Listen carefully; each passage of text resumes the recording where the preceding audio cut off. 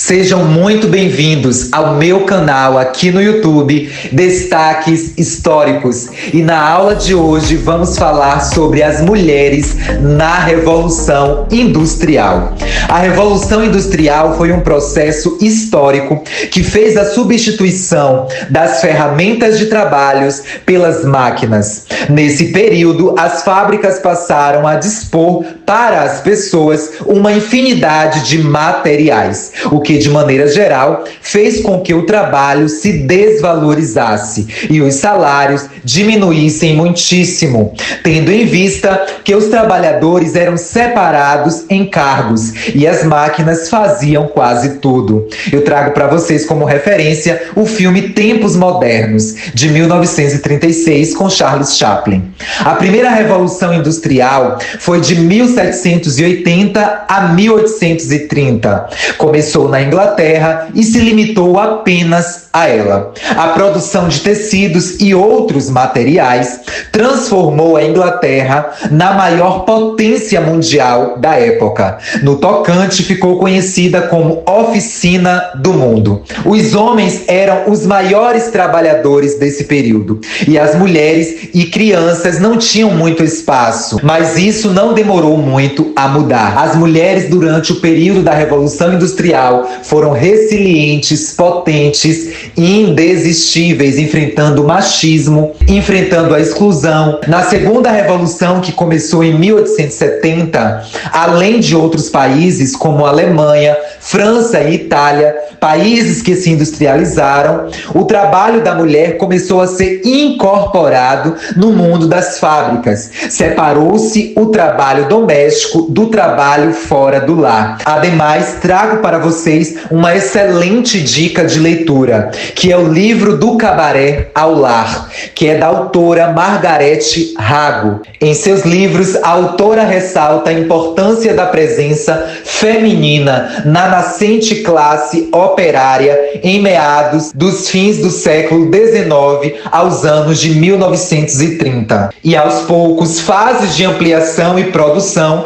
incorporavam cada vez mais a mão de obra feminina, junto à masculina. Isso irritava os homens, porque nas crises substituíam o trabalho masculino pelo feminino, por ele ser mais barato. Já na Segunda Revolução se estendeu pela Primeira Guerra Mundial e nessa fase os papéis nas indústrias foram revertidos quase que totalmente, tendo em vista que agora a maioria dos homens foram recrutados para a guerra. E aí, crianças e mulheres dominavam as fábricas. E mesmo o salário sendo totalmente miserável, elas não tinham outra saída a não ser trabalhar, ocupar e estar nas fábricas. Vocês sabiam que durante a Revolução Industrial, algumas mulheres se prostituíam na esperança de ganhar um pouco a mais? Outras continuavam até trabalhando. Isso não impedia que não sofressem abusos. A jornada de trabalho era de aproximadamente 15 horas diárias dentro das fábricas.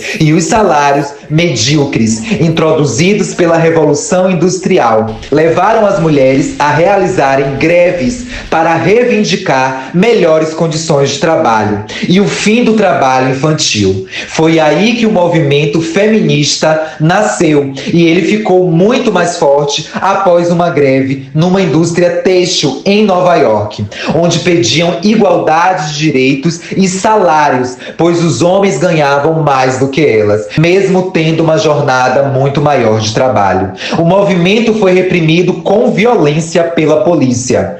O filme Os Companheiros vai retratar muito bem isso. Outra dica de filme para vocês. E houve outras manifestações para exigir, inclusive, o voto feminino. Esse movimento também foi reprimido pela polícia. As mulheres sempre foram relegadas ao espaço doméstico, à nomenclatura mãe, esposa e dona de casa. Porém, entre os finais do século XIX e início do século XX, elas começam a desenvolver movimentos populares políticos e principalmente movimentos intelectuais, que vão escrever sobre essa história dessas mulheres. E em 25 de março de 1911, cerca de 145 trabalhadores, a maioria mulheres, morreram queimados em Nova York. As mortes ocorreram em função das precárias condições de segurança do trabalho que não existia. A presença das mulheres no movimento operário foi super necessária para provocar várias mudanças nas leis trabalhistas e de segurança de trabalho,